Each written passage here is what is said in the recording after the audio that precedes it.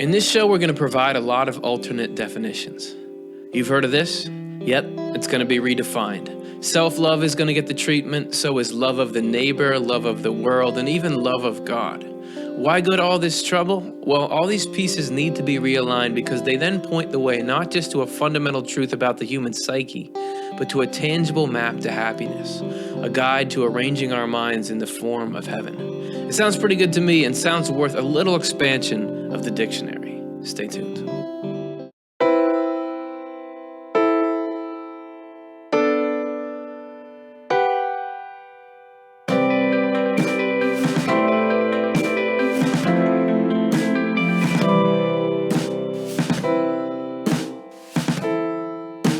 Everybody, welcome back to another episode of Swedenborg and Life. Glad to have you here. We're talking about love today. So if you wanted to feel the love, you came to the right spot. My name is Curtis Childs.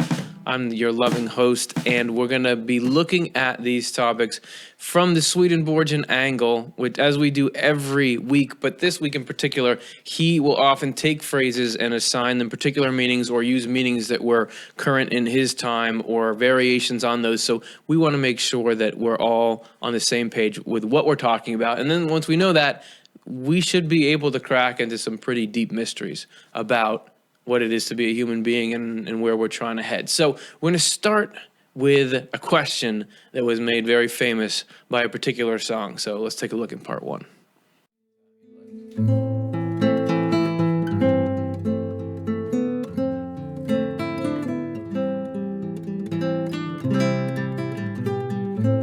And I wonder if it hadn't been for that skit, that particular skit, if that song would even be as famous as it is. The point is, what is love is a legit question on its own, irrespective of that stuff, because that word has so many different meanings, means different things to different people, is used in very different contexts. And Swedenborg uses this word all over the place, and he thought it was important to lay down a definition for it. He actually begins his book, Divine Love and Wisdom, with the following passage.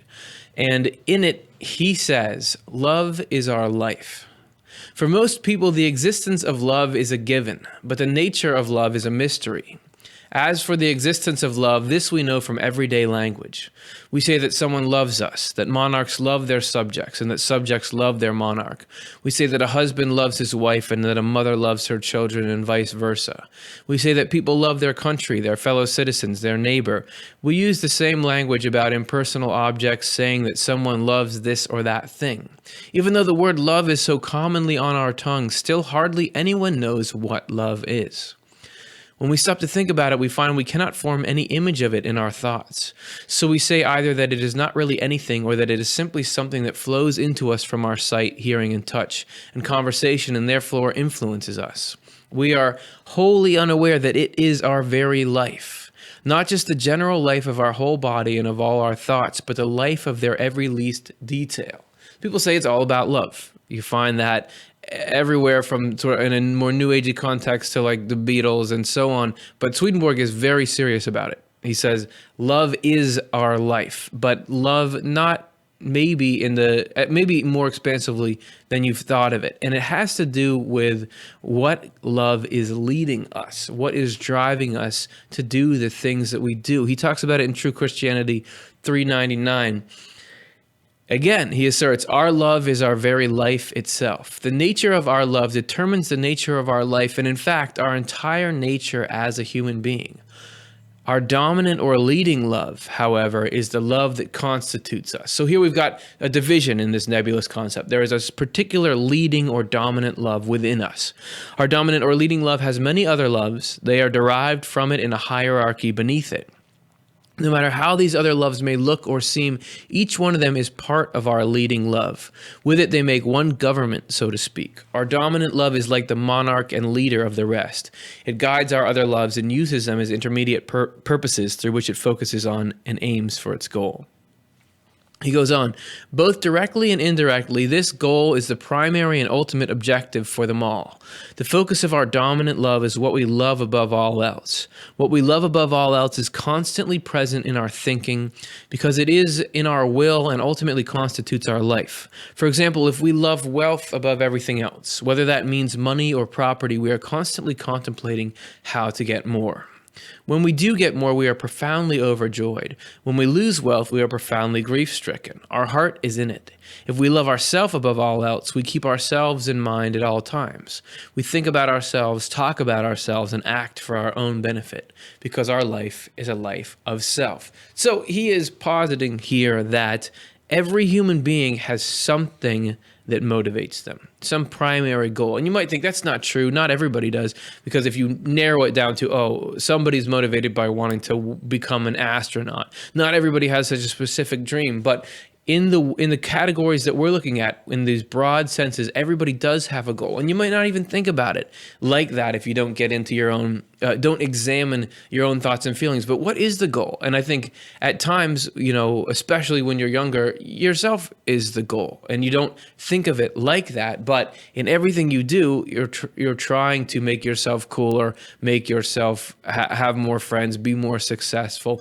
That is what's lying behind everything. Another way to look at it is, what's our purpose in life, implicit or explicit? He talks about this in True Christianity 400, which is, we're going to look at 400 and 399 here, but 400 we're going to return to a lot in the course of this show. The purpose or use determines the quality of the love. The nature of any love is the nature of the purpose it has. Everything else about it serves as a means. So what are we trying to do? What's the goal in everything that we do? Our purpose is what we love above all else. We focus on it in each and everything we do.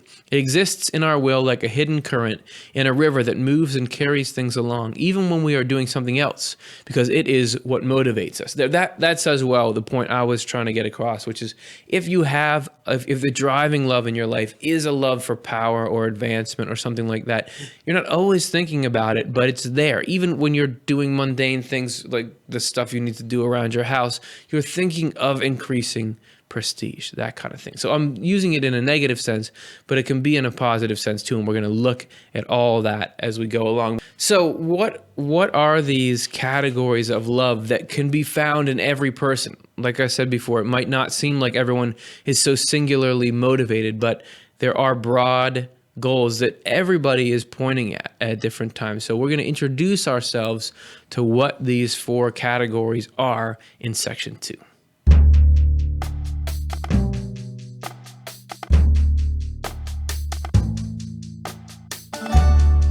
This is actually a subject that we've touched on in this channel before. Way back in the beginning, before we had these hour-long shows, we were doing shorter videos, and we made one that was called The Universal Categories of Love. And that is based on an essay that Swedenborg wrote in True Christianity. We'll read a little bit of it here tonight, but where he explains these fundamental categories of motivation in human beings. So we made a video about it, and we want to use some clips. This show is an expansion of that concept, so we're going to use some clips from it. The premise of that video, believe it or not, is that I am mowing my lawn with a real mower that has no engine. And so it's an environmentally responsible thing to do. But why am I doing it? Is there sinister or positive motivation? And what would sinister or positive motivation look like in something as silly as mowing your lawn? So we're going to take a look at a clip here where we get introduced to the categories of love.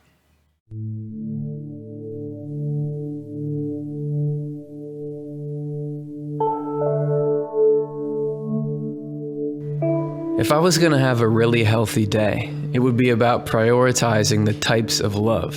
There are 3 universal categories of love or of motivation that drive people. And it might not seem intuitive to label them this way, but work with me for a minute. The fundamental categories are love of usefulness, love of the world, and love of the self. The way we interact with them and the way they're prioritized in us dictates everything. But to really believe that, you've got to meet them first. And we are going to meet them as we go along in the show. But before you start thinking about your family members and, who's a love of usefulness, who's a love of self, who's love of the world, we all have all of those within us. And actually, it's okay that we have all those within us. We're actually supposed to. It's actually good that we have all that stuff within us, but it's about the arrangement of the order. And that's the key takeaway for today, is how we prioritize things affects how they show up in us and affects how conducive they are to the heavenly mindset we're trying to get to. Swedenborg talks about this in True Christianity 394.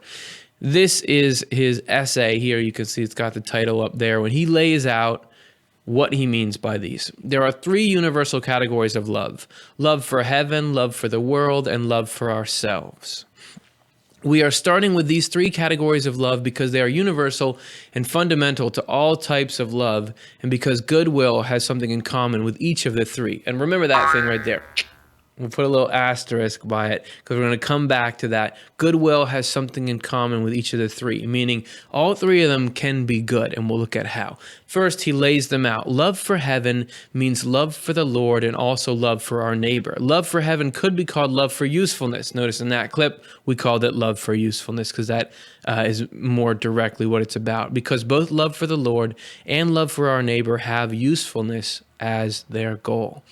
Love for the world is not only love for wealth and possessions, but also love for all the things that the world provides that please our physical senses.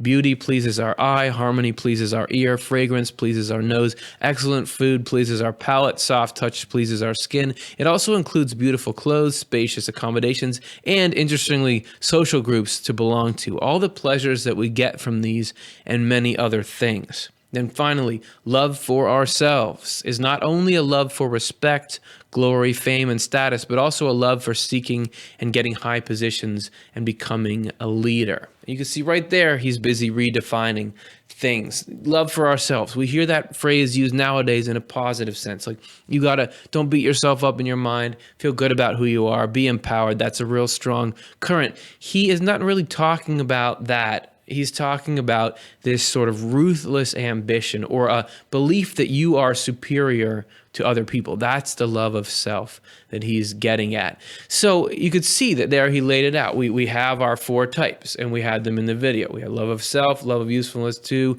3. Oh, wait a second, let me count that one. No, that's wrong. We only have 3. We're supposed to have 4. Isn't this section called the 4? What is that? Well, actually, those 3 are 4. This one, love of usefulness, is divided into 2. And Swedenborg describes it in TC 399. We're giving you a video here with some visuals to lay it out. When you get back from this video, you will be officially introduced to the 4 kinds of love. There are 2 types of love that act as a source for all forms of goodness and truth. There are 2 types of love that act as a source for all forms of evil and falsity. The 2 loves that originate all forms of goodness and truth are love for the Lord and love for our neighbor. The 2 loves that originate all forms of evil and falsity are love for ourselves and love for the world. When the latter 2 loves are dominant, they are completely opposite to the former 2 loves. Love for the Lord and love for our neighbor are the 2 loves that constitute heaven in us, as I said. They are the dominant types of love in heaven. Since they constitute heaven in us, they also constitute the church in us. The 2 loves that originate all forms of evil and falsity, which, as I said, are love for ourselves and love for the world, constitute hell in us, since they are the dominant types of love in hell. Therefore, they also destroy the church in us. The 2 types of love that originate all forms of goodness and truth, which are the types of love in heaven, open and form our inner spiritual self, because that is where these loves reside.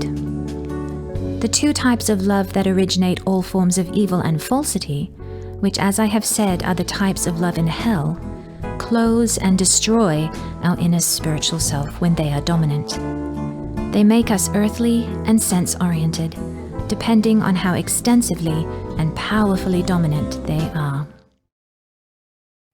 So the less that this is making sense, the more you should relax what you think those terms mean. Love of self, love of the neighbor, love of the Lord, love of the world. Because as I said, Swedenborg means something very specific with them. Love of yourself doesn't mean having a decent sense of self-esteem. It means the desire to exercise power over other people and seeing them as completely worthless in comparison with yourself. Think about a dictator, something like that. That's the ultimate expression of love of self. And we're going to define these more and more as we go. We should be getting a clearer picture of why, you got to have love of the Lord, love of the neighbor on top, love of self, love of the world on the bottom, but what even those are. So bear with us as we define them. Before we get to that, a little interesting tangent. These four loves are what parallel the arrangement of the spiritual world, since the heart and mind are a microcosm of the spiritual world, and we're supposed to be arranging these, and they're actually on a grand scale. Heaven and hell are arranged in the same way. Swedenborg talks about it in Heaven and Hell 596. He says there are two kingdoms into which the heavens are divided, the celestial kingdom and the spiritual kingdom. In like manner, the hells are divided into two kingdoms, one of which is opposite to the celestial kingdom and the other opposite to the spiritual kingdom. All who are in the celestial kingdom are in love to the Lord, and all who are in the hells opposite to that kingdom are in the love of self. While all who are in the spiritual kingdom are in love toward the neighbor, and all who are in the hells opposite to that kingdom are in love of the world. Evidently then, love to the Lord and love of self are opposites, and in like manner, love toward the neighbor and love of the world are opposites. So you have this arrangement and this pushing back, just like you saw those hearts pushing on each other in the video. That's how heaven and hell push on each other. And the conflict going on in our hearts and minds all the time is a result of that pushing from heaven and hell. So it's all connected, and it's okay to have love of self and love of the world. These are not things that are intrinsically evil. It's about ordering. So before we even look closely, because I know that probably springs into people's minds, like, wait, what's wrong with enjoying sensual things? What's wrong with liking yourself? They're okay. They just there's particular places that they shouldn't be in. It's sort of like stomach acid. If that is anywhere but in your belly, you got a real problem in the body. So before we look at the specific types, we're going to look at how they really all are meant to be. We're going to do it now in part 3.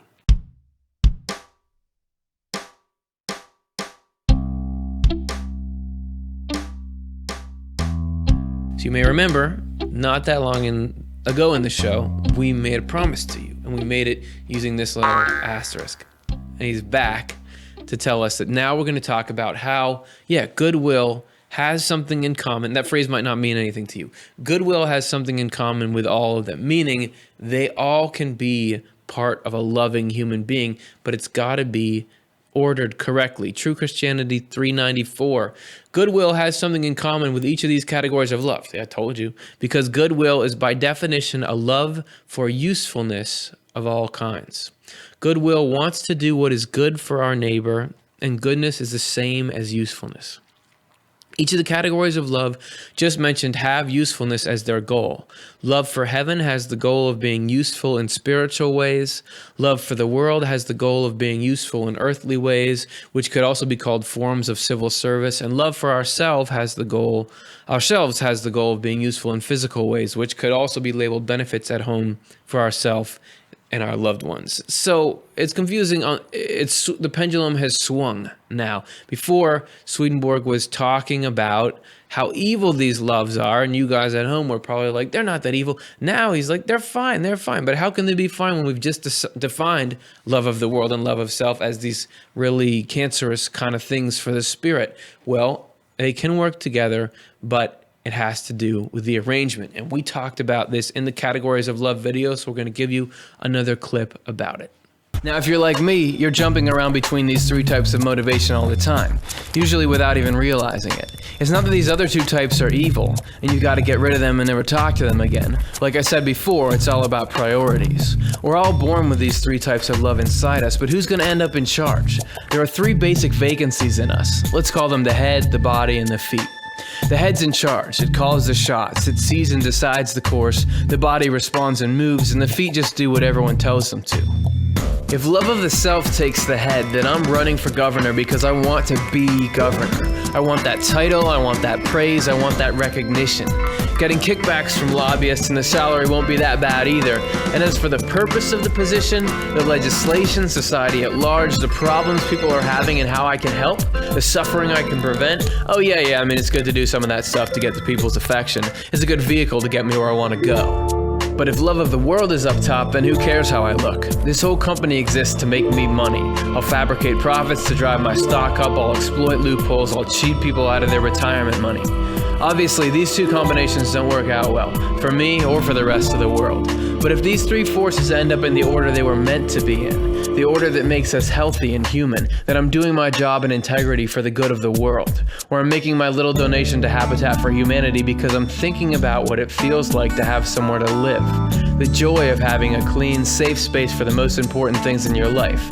The tax break is cool, but it's not a deal breaker if it doesn't work out. If nobody notices, okay. If someone does, well, who doesn't like to be appreciated? And under the umbrella of loving usefulness, the other two can be in tune, laid back. But which Curtis is the real one? Which Curtis is, why is Curtis doing this show? Is it the love of self, Curtis? Is it the love of the world, Curtis? Is it the love of you? I don't know. I can't tell you. You have to figure that out for yourself. In case that metaphor doesn't work for you as well, Swedenborg gives this very interesting description of the mind like a three-storied house, which you also see that kind of symbolism in dreams. People will have, we did a whole show on dreams, but very common to have a house be the symbol for the mind. He talks about how there are all these things in us, but once we've mastered the levels of love, we have them prioritized, we can move around the house of the mind with impunity. So you're getting kind of video spoiled in this episode. I'm sending you right back into another video. This is from True Christianity 395, and I'll see you on the other side. The human mind is like a three-story house with stairs that provide transitions between levels. There are angels from heaven living on the top floor, people of the world on the middle floor, and demons on the bottom floor.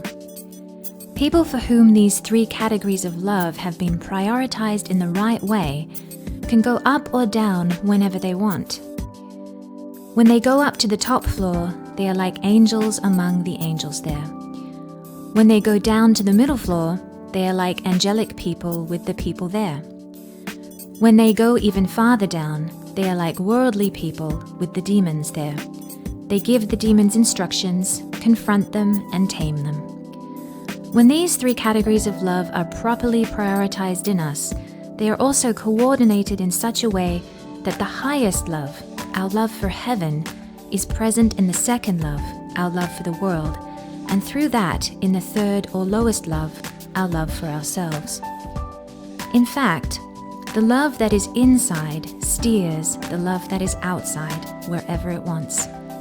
Therefore, if a love for heaven is present in our love for the world, and through that in our love for ourselves, with each type of love we accomplish useful things that are inspired by the God of heaven. That's an important image, that last thing there, as Matt called it, the love stoplight. Because there you see, when you have the good love in charge, it appears inside, it's the soul of these other two kinds of love, and that turns them from potentially harmful things into good, positive things that are within the bounds of their usefulness, like parts of the body that are within their membranes, hooked up where they need to be in the proper pockets of the body. So that is the importance. You notice this whole metaphor of walking around the house. It's not like once you get your priorities straight, the most important thing is helping the human race, which we'll see that love of God actually means helping everyone. Once that's the most important thing, and then the physical or the sensory kind of gratifications we get are in the middle, the enjoyments are in the middle, and our own esteem is lowest, then it's not that all problems disappear. He doesn't say that once you get those prioritized, you kick all the demons out of the bottom layer of your house, you get rid of these, it's all angel party. We get the ability to be the masters of our own territory there. That there's always going to be hell around. I mean, there's hell around, at least while we're in this world. But it's like when we go down there, what did he say? You're telling them, wait, no, this is how it is. You have to go do this. You're in charge now. They're not running you.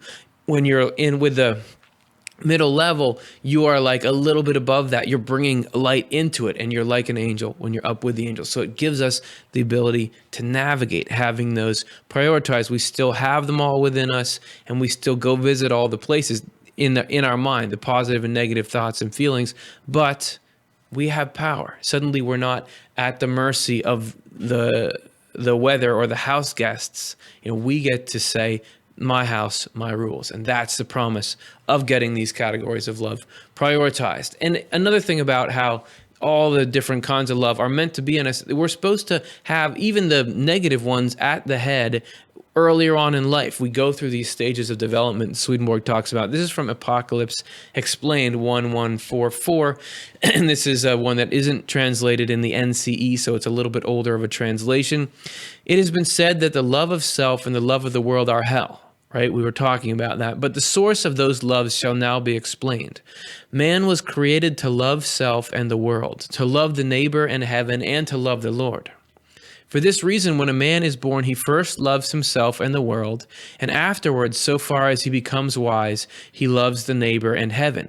And as he becomes wiser still, he loves the Lord. Such a man is in the divine order and is actually led by the Lord, although apparently by himself. But so far as he is not wise, he stops in the first degree, which is to love himself and the world. And if he loves the neighbor, heaven, and the Lord, it is for the sake of the self before the world. He goes on to say, but if he is wholly unwise, he loves himself alone, and the world and also the neighbor for the sake of self, while heaven and the Lord he either despises or denies or hates in heart, if not in words. These are the origins of the love of self and of the love of the world, and as these loves are hell, it is evident whence hell is. When a man becomes the hell, the inner or higher part becomes a hell, the inner or higher parts of his mind are closed up, and the outer or lower are opened.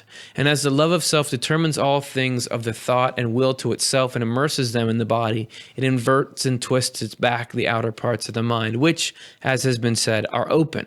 And as a consequence, these incline and bend and are borne downwards, that is, towards hell. Summary: being focused on just yourself or just pleasure messes you up. And it actually is a sign of that we failed to launch. Like you got stuck in a particular level of development. Like you're 45 and you're still thinking about, oh, high school was so great. High school was the glory days.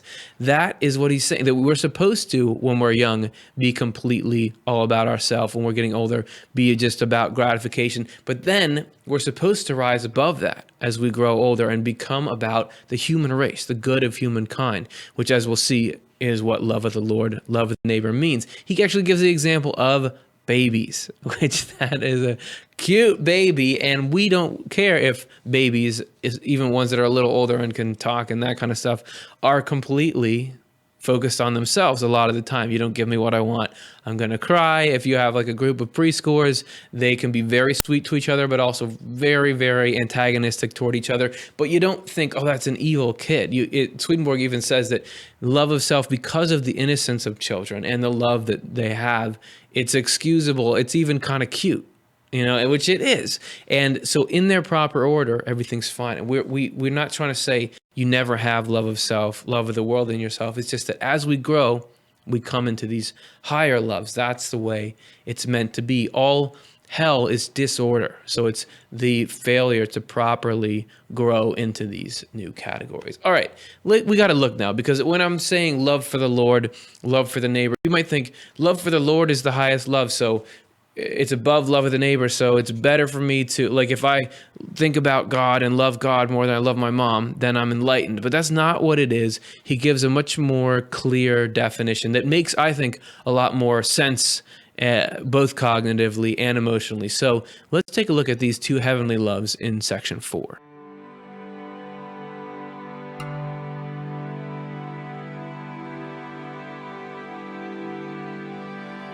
And we're going to begin this section with another look into the categories of love short video, because it does introduce us to heavenly loves. Remember, this video is about me mowing the lawn without using fossil fuels, without polluting. So here it is. We've just given the examples of how I could be doing it for negative reasons, but this is what it would look like if I was doing that action truly with the love prioritized rightly. I mean, can't this simple act, this little part of routine, really be something transcendent, something inspiring, a genuinely healthy action? Yeah, it can. And not because I'm having some mystical experience while I do it, not because I do it exceptionally fast or well, but because, put mundanely enough, I want to do this because it's good. Because of the good this does for the world. I'm not loving how it makes me look, I'm not loving what it gets for me, but I've kept a little bit of crud out of the atmosphere. And so here a little kid takes a breath of fresh air that's good for their lungs, and I'm loving that. People can sit in peace on their patio, and I'm loving that. Oil doesn't leak into the water supply so someone can drink and not carry toxins around with them, and I'm loving that. I'm loving the work and the health for my body so I can help others. I love the lawn space I'm creating for the kids and the dogs and the people that will play in it, the feelings they'll get out of it. I may not even meet some of these people, and they'll probably never draw the connection between these two events, but I know the good this will do, and I'm holding that in my mind. The healthy kid, the clean water, the place to play. I know the function of this activity, its service to the common good, its use, and that's what it is to love usefulness. This is the sweet spot. That's high quality fuel for a mind. It's a mental exercise you can do pretty easily. Actually, Wilson Van Dusen, if you go to the Swedenborg Foundation website, swedenborg.com, search Uses by Wilson Van Dusen, he wrote this cool pamphlet on an easy way to do that as a mental exercise is when you're doing something simple, mowing the lawn, washing the dishes, think about the good. Like if I'm washing dishes, I could just be thinking, okay, I'm trying to get this clean.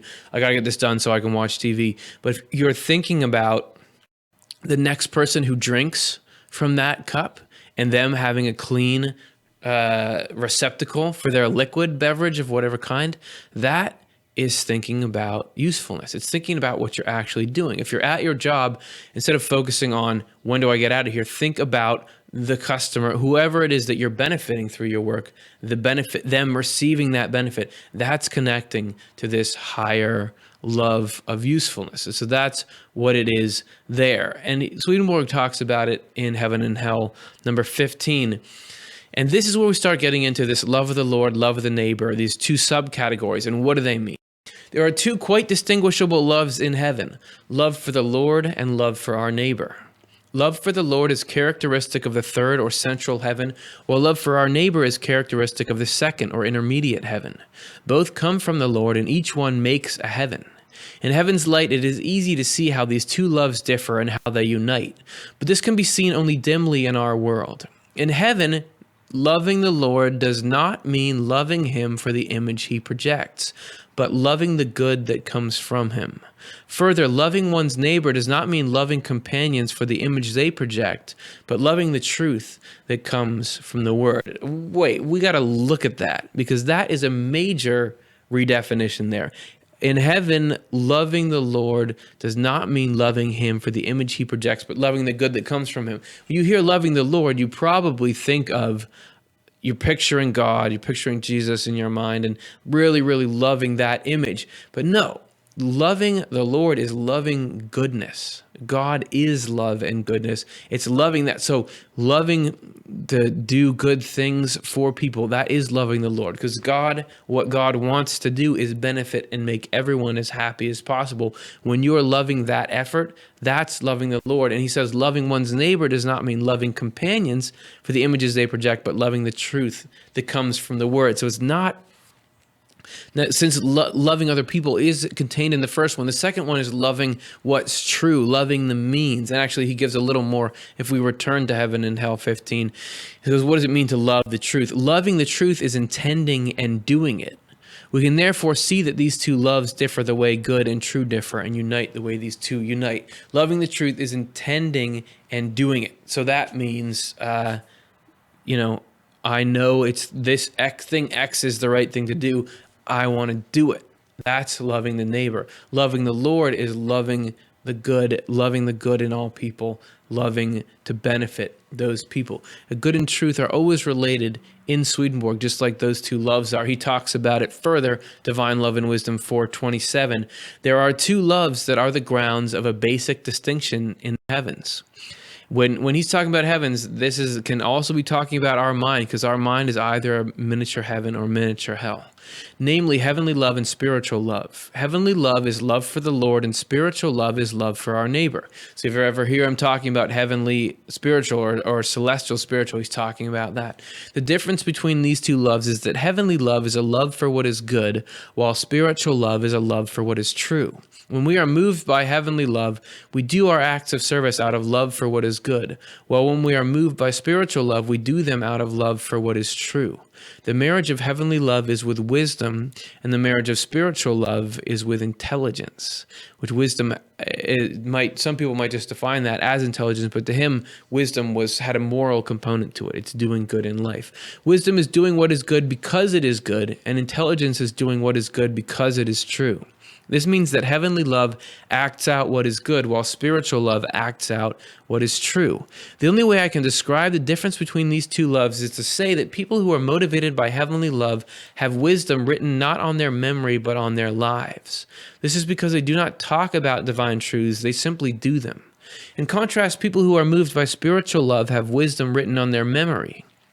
So they talk about divine truths and do them on the basis of the principles they hold in their memory, which I guess would be this show. We're always talking about spiritual concepts, so we're more in that. But hopefully you guys watch it, get the concepts, and go do them, participating in that higher heavenly love. So what's the difference? Let's look a little farther, if you can stand a little more terminology, at the difference between these two kinds of love. This is Secrets of Heaven 10, 5, 7, 8. But a brief statement, and this is, you see how here it says Arcana Celestia instead of Secrets of Heaven? That's the Latin title. And because this number is so high up, the NCE hasn't translated it yet. So we're just leaving it with the old translation, which left the title in Latin, in case you wanted to know that. But a brief statement of what love to the Lord or loving the Lord is must be made here. Anyone who supposes that he can love the Lord without leading a life in keeping with his commandments is very much mistaken. For leading a life in keeping with them is what constitutes loving the Lord. Those commandments are truths received from the Lord and are such as to have the Lord within them. To the extent that therefore that these commandments are loved, that is, to the extent that a person is inspired by love to lead a life in keeping with them, the Lord is loved. The reason why this should be so is that the Lord loves the person, and in his love desires him to be eternally blessed, and no one can become blessed except through a life led in keeping with his commandments. So there's a deeper picture of love to the Lord. For by means of these, the person is being regenerated and made spiritual, and can then be raised to heaven. But loving the Lord without leading a life in keeping with his commandments does not constitute loving him, for then the person has nothing within him into which the Lord can flow and raise him to himself.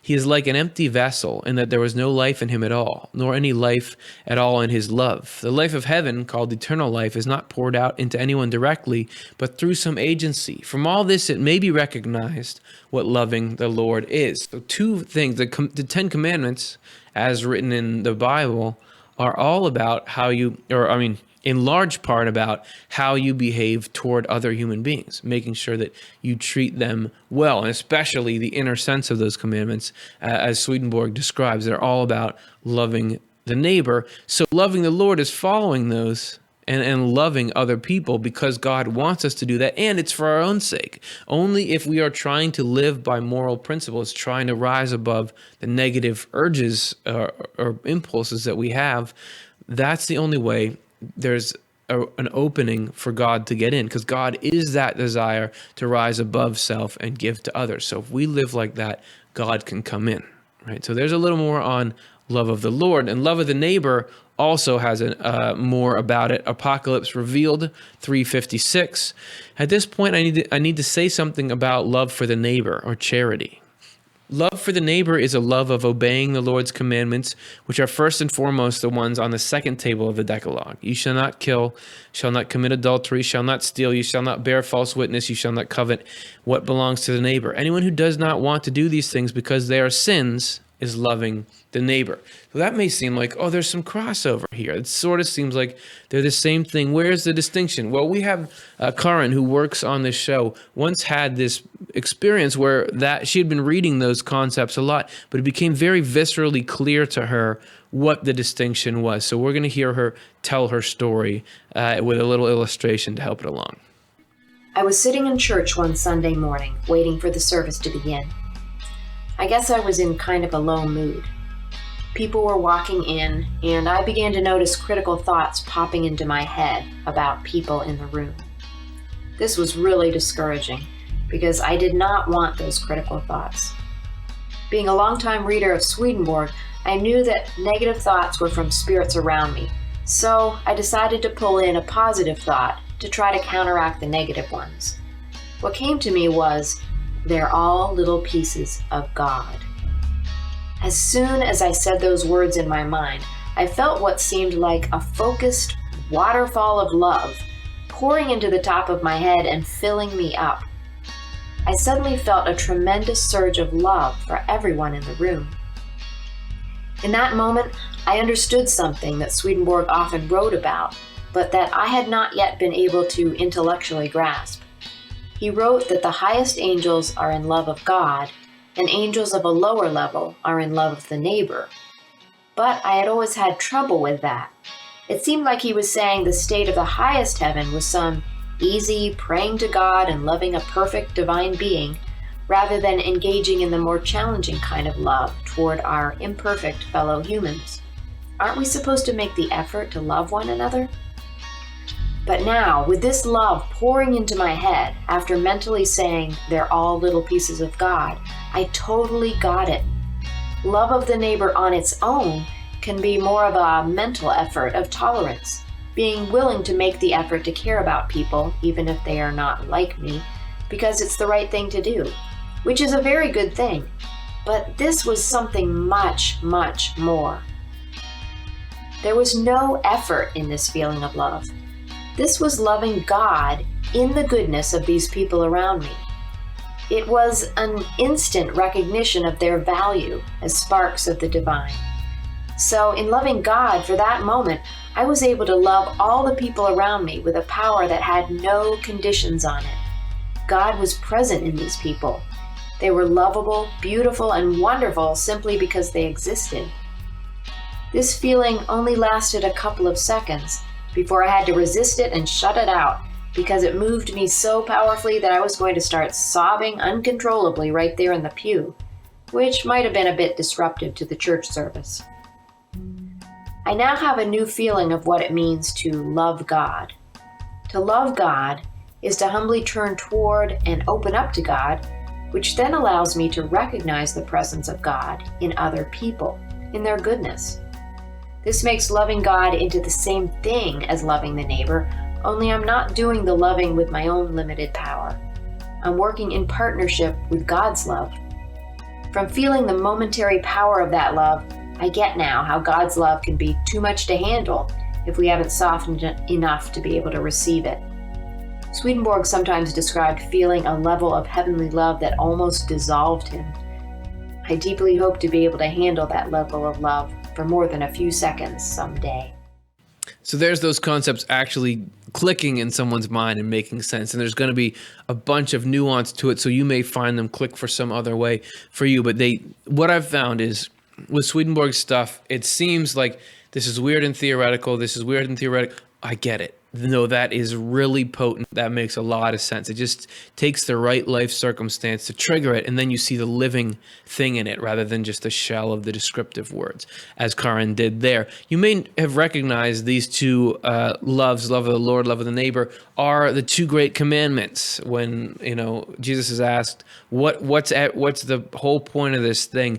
He says, you shall love the Lord your God with all your heart, with all your soul, with all your mind. This is the first and great commandment, and the second is like it. You shall love your neighbor as yourself. On these two commandments hang all the law and the prophets, meaning all the Old Testament. So that's pretty important. If all that stuff hinges on it, all spirituality, all religion hinges on love the good, love the true. All right? So those are the heavenly loves, and maybe we should just skip the negative ones, but we're not going to, because you got to know about those too, even though they're not as fun. But as we said before, they're only negative when they're out of order. And we're going to look at them, what they're like out of order, in this next section.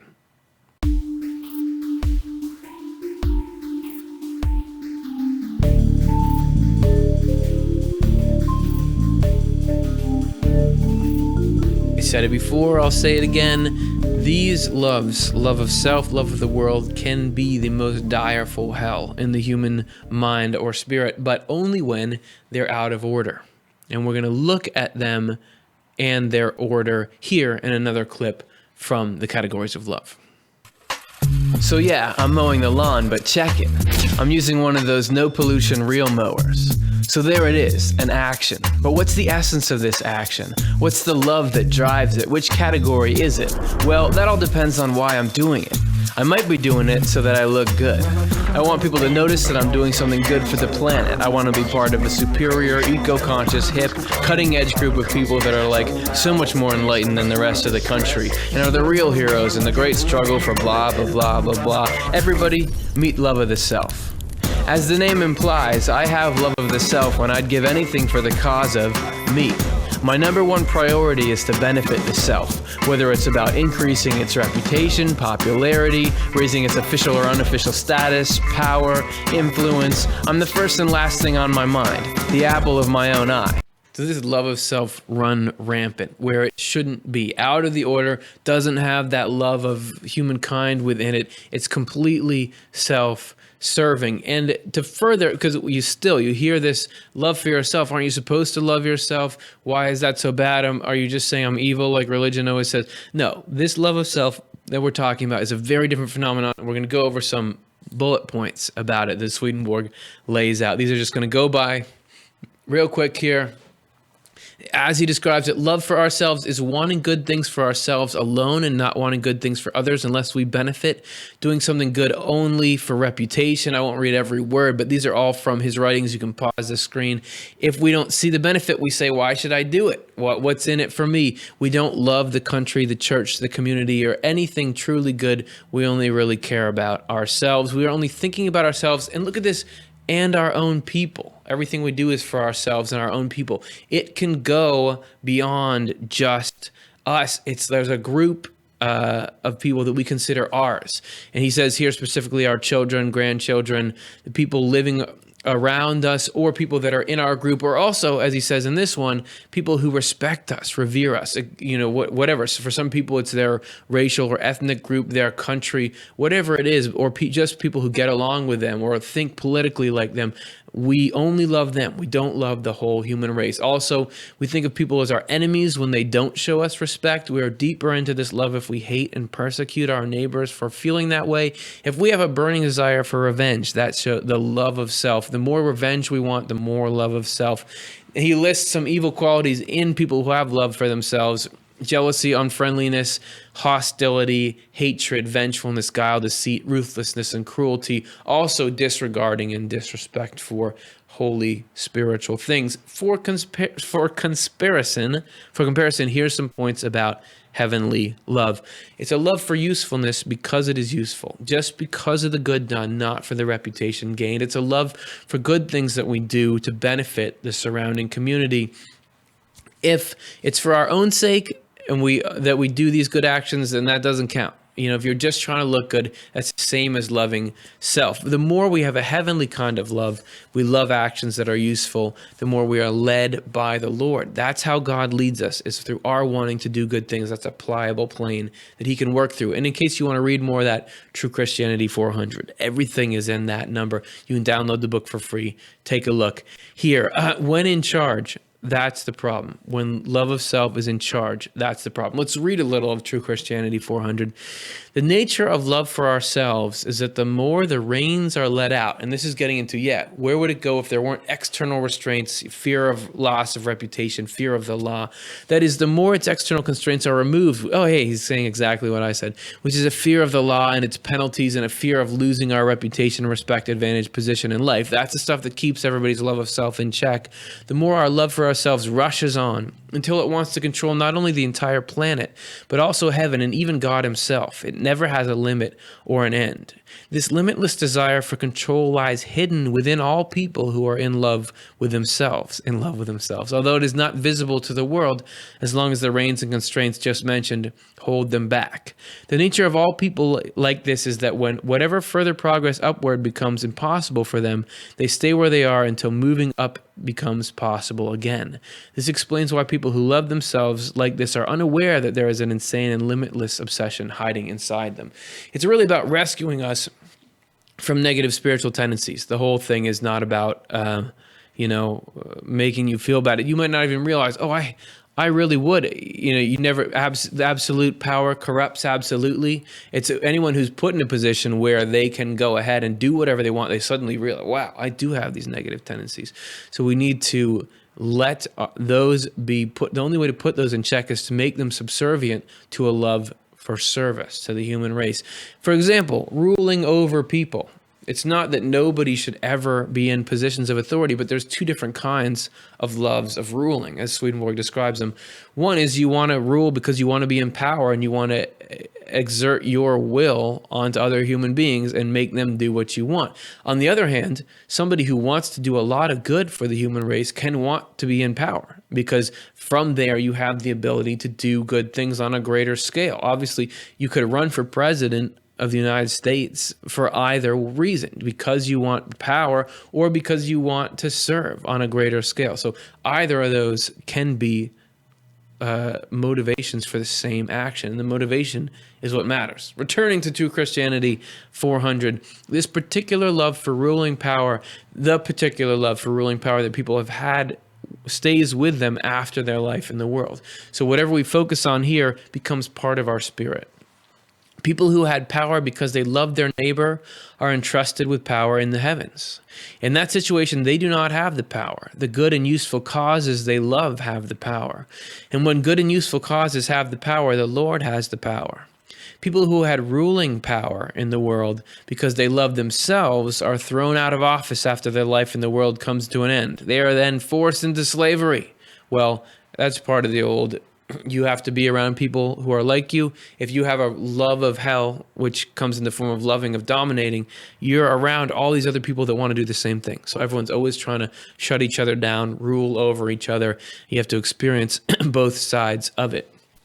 So that brings us to love of the world. I mean, is that good? Do you get what we mean by a negative love of ourself there? It's not like, oh yeah, maybe I am good at painting. This is I want to rule the human race, smash everyone who doesn't go with me. That's the negative love of self.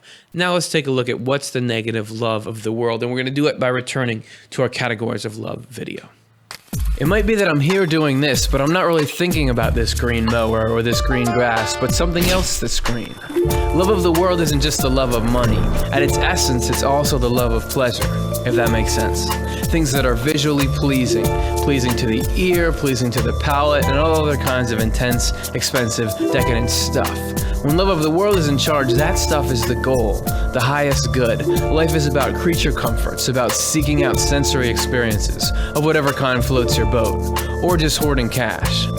Maybe I have an eco-mo business, not because I care about the planet, but because I know that other people do, and I know I can exploit that to get some coin. If a better way to make more money came up, man, I'd ditch this so fast. So there it is, love of the world. Not so bad, but not so good either. Not really satisfied, living for future gratification. Meh. In case that's not clear enough for you, it's what the kids have all been asking for. Another list of bullet points from True Christianity 400. Love for the world is wanting to redirect other people's wealth to ourselves with whatever skill we have, putting our heart in riches and letting the world distract us and steer us away from spiritual love for our neighbor and heaven. Also, when we long to redirect, which is a euphemism, other people's possessions to ourselves, like steal things, by various methods, especially if we use trickery and deception. And provided we do not fear the law or losing our reputation, we take people's things away and in fact rob people blind. That's putting your love of stuff above their welfare. That's what having love of the world above love of the neighbor is. Pretty simple, right? Love for the world is not as opposite to heavenly love as love for ourselves is. The evils are not as enormous. So it's not quite as bad, but it can be bad and it can take many forms. It can be love for higher position instead of for power, just to get wealth. You just want the salary, and there's miserliness, all those sorts of things.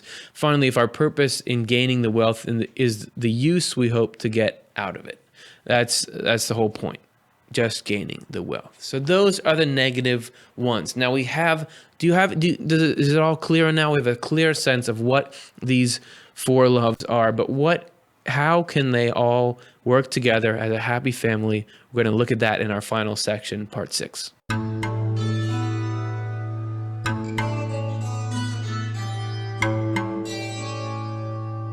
So what's the common denominator? What's the element that all of these have in common that brings them together? We're going to begin with a last clip from the categories of love. I'm not trying to lecture you about it. I'm not just trying to say, don't be bad, be good. Everyone knows that already. But for me, being aware of the categories and cognizant of which one I'm operating from is like being given the way out of a maze.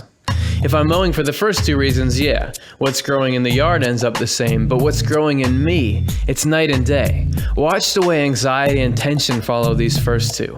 I would never realize, it's not about figuring out the minutia of trying to be seen as exactly the person I want to be seen as, or being surrounded with just the things I want to be surrounded by, which always seems like I'm getting close, but never quite satisfied. This shows me, dude, it's a trap. You're on the whole wrong freeway. Universal categories of love.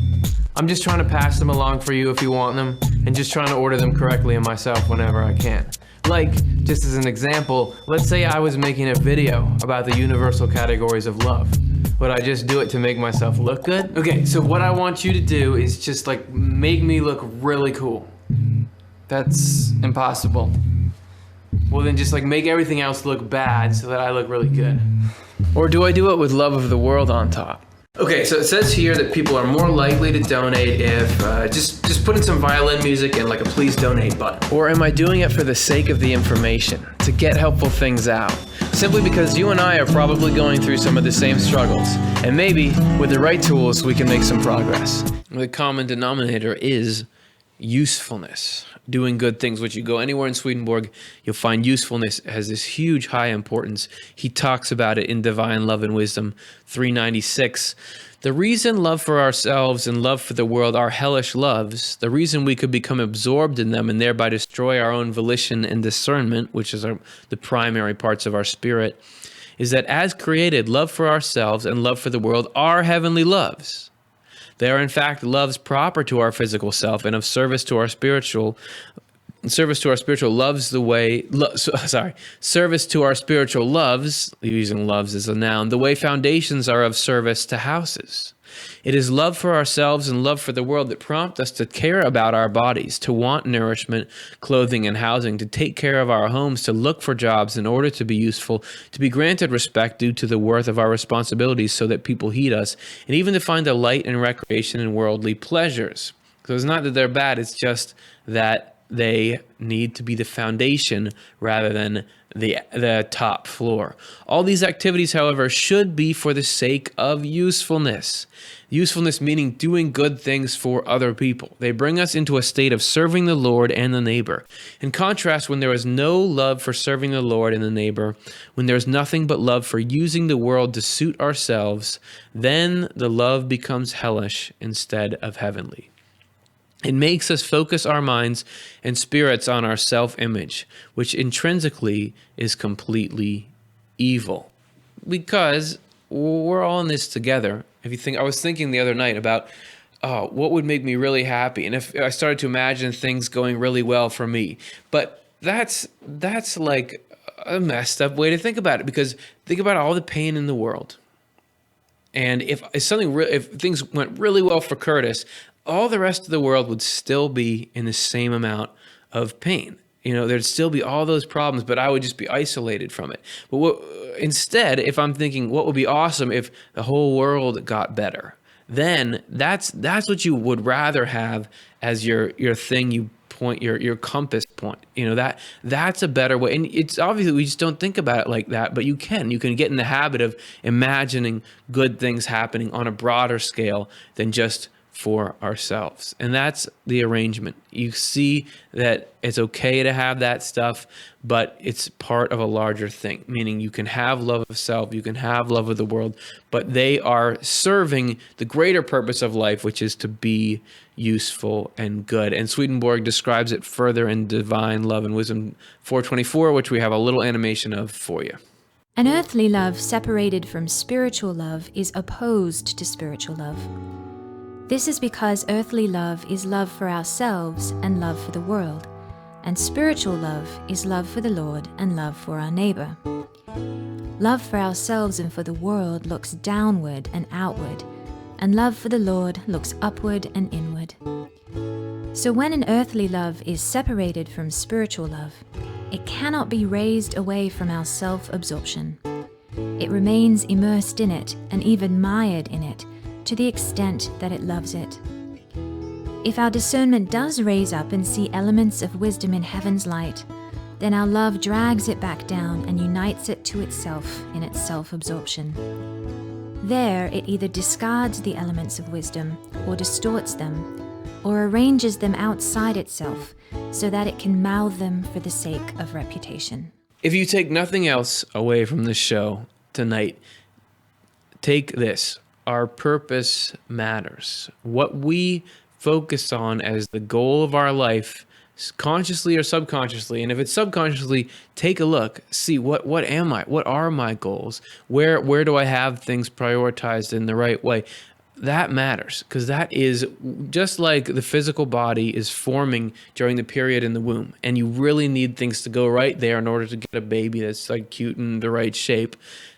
We are forming, this is the womb for the spirit. We are forming our spirits on this earth, and we need to keep the conditions right to really get that spirit in the right shape. And how we do that is focus on what we're focusing on. What is the goal, and making the greater good our goal. Spiritual Experiences 801, he says, our life consists of our motives, which are mostly the same as our loves, and our motives taken together are like our soul.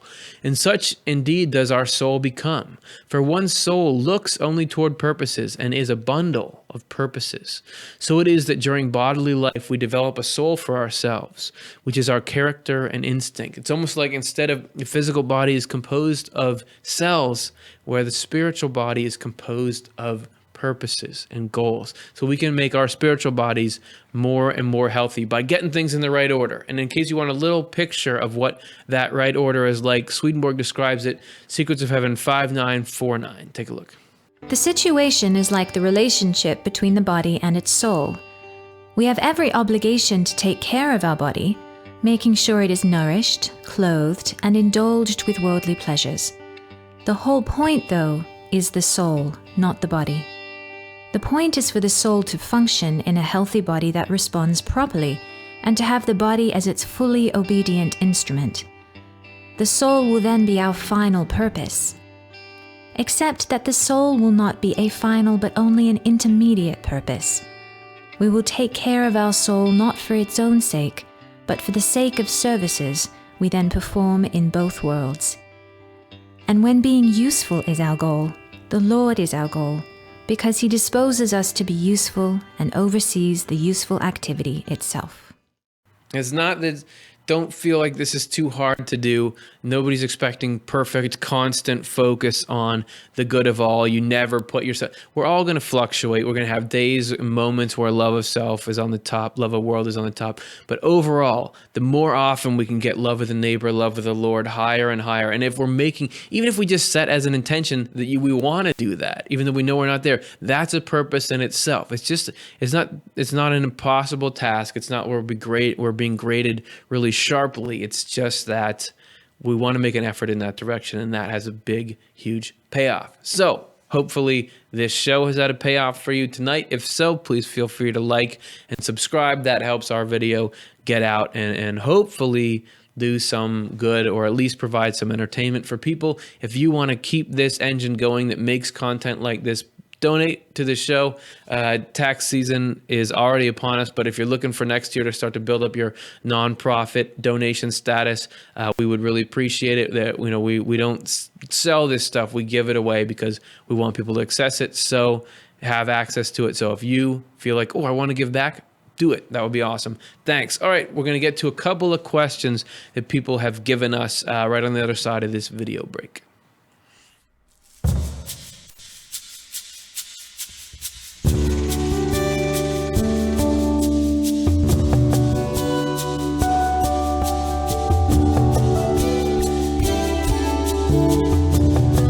Okay, we're here. This is the question and effort section where you guys ask questions and I make my best effort to say something about them. Let's see what we got. This one is from Barb N. How do we gracefully interact with those who are angry, controlling, etc., without being harmed, especially if we are extremely sensitive? That's a great question, and a perennial question, because you hear all this stuff about love, love, love. You got to love people, but people are dangerous sometimes. People are toxic sometimes. How do you do it? I think about, I can't give advice for every specific situation. There are certain times when you just got to get out of there. With domestic violence situations, whatever. There's times when it's like you can't be around. But there's all kinds of gray area on the other side of that. Thinking about that house diagram that we had where there was, you get the loves prioritized and then you go into the basement and like he says, correct these evil spirits, tell them what to do. Not that you can just go to people and say, you should live like this, but that's something to be said for assertiveness and boundary setting. Like you cannot speak like that to me, which actually Swedenborg says is charity if you can correct somebody like that, because otherwise they're not going to realize they're doing something wrong and they're not going to be able to be reformed from that thing, which is going to turn out bad for them in the end. So that's if it's easy for you to do something like that. But if you're, as you say, very sensitive, that is hard. That there's a certain amount of internal work you can do. Like anything that's hurting you is a good opportunity to build trust with God. Like, okay, I know that what this person is saying can't be true because I know that you're taking care of me. But you got to see what the limits are. Try a little bit of, can I be assertive? Can I set healthy boundaries? Can I confront? Can I do spiritual work? But if it still isn't quite working, you got to put some safe distance. I'm not a professional psychiatrist, but that's my thoughts on it. Thanks for the question. Let's look at the next one. Karin, does Swedenborg say why we are here in this life? He does. I know if you mean like existence in general, it's God put us here to make us eternally happy. But from our end, it's because we can provide a use. We can do something for the human race that nobody else can really do. In that, we can serve humanity in a specific way. If you mean why are we on Earth, I was talking about it earlier in the episode when I said it's like the womb. We are here because in this environment, we can make choices. We can form a character in a state of freedom when we're still, like Swedenborg talks about the love of self and how it will go out of control if it's not held in check. Here, we're held in check, so we won't just start by going off the handle. We can see an evil, push it back, mitigate it. Whereas when you get into the spiritual world, you just go for things. So this is our chance to kind of reform ourselves. So those are a couple thoughts. And then, on to like, are there specific purposes for people? Like, I was meant to do this thing. I don't know. I think there's some of that. Swedenborg doesn't get too deeply into that, but I do think that there may be some of that. Obviously, there's a greater purpose for each of us because we can serve the human race as our individual self like nobody else can. But I don't know how much of life is about us accomplishing specific goals on the earth. So those are my thoughts. Okay, great question. Let's take a look at a few more. Ashley, excuse me. How is it that no one in hell is allowed to sin further than they had on earth, but those in heaven can be raised up eternally into deeper love and wisdom to eternity? Yeah, Swedenborg does say that people in hell are not allowed to go deeper into evil, but heavenly people keep going up. And that's I see it as love from God, because the deeper you go into evil, the more miserable you make yourself. And the higher you go up into heaven, the happier you are. So really, God is pushing everyone up as much as they can. With people who are bent on evil, he's just saying, wait, don't go any lower. At least I'm not going to let you make yourself. We're going to get as much happiness as we can, even in this sort of corrupt state that you're in. Whereas heavenly people, he's like, let's go. I want you to be happy. I'm going to keep making you more and more happy. So hopefully that makes sense. All right, let's do two more. This one is from Andre. Could life be a dream and reality is in the afterlife? Well, on a certain level, you'll certainly hear in near-death experience people come back and say, this is like a dream. Merrily, maybe they don't sing that song, but this is like a dream here. And Swedenborg certainly says that the next life is much clearer. Our senses are sharper. Everything seems more real there. It feels more vivid, more vital, more present. So in a certain way, this is very real. Life can be it's not like a dream where when you're in a dream, you don't really have a sense of, oh, how'd I get here? I don't know. You just kind of do things. Here we very much, things go linearly from one thing to another, but it's certainly not the most real form. And a lot of people do talk about feeling like they woke up when they get to the next life. So thanks for that one. Let's do another one. Higher level energy. What do you think the ratio of good to evil is? And I wonder if you mean like how many good people are there compared to evil people? And you might say there's not good and evil people. There's just shades of gray. Swedenborg says that, here in the spiritual world, you kind of distill, and whatever was your ruling love, if you're evil, you kind of put your good things to sleep. If you're good, you put your evil things to sleep. So I think there's a balance in terms of number of communities, but in terms of people, I don't know. Swedenborg does sometimes say like evil is more prevalent. There might be more people choosing evil, but he doesn't give exact numbers. So, or if you just mean the ratio of good to evil, like how much good does it take to make an evil? I don't know. I don't have any numbers on that. Swedenborg says God is infinite, so there's no ratio. The evil is essentially a vacuum. It's a lack of a something. It's a lack of goodness. Like darkness is a lack of light, rather than being a something. You can't like have a packet of darkness and spread it out in a room. Those are my thoughts. I probably didn't understand it right, and that is how the question segment always goes. Thanks everybody for hanging out. We're going to be back next week. We're going to take a look at children in heaven, children in the afterlife. What happens when someone leaves this world at a young age? So hopefully you'll join us then. Thanks for watching. See ya.